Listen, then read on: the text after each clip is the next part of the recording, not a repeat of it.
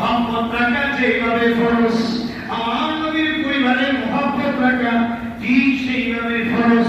আমার নবীর আব্বা, আমার নবীর চাচা যান হযরত আব্বাস রাদিয়াল্লাহু তাআলা, উনি একদিন এসে রাসূল করিমকে বলেন, মদিনার মানুষ, মক্কার মানুষরা আমাদের বংশ নিয়ে বিভিন্ন কথা বলে। আমার নবী উত্তর দিয়েছেন, ও আমার চাচা যান আব্বাস, আপনি খেয়াল রাখবেন, লা ইয়াদখুলু কলবা ইমরিন, কোন মানুষের অন্তরে আল ঈমানু, ঈমান ঢুকবে না, হাত্তা ইউহিব্বাকুম ওয়া করাবাতি।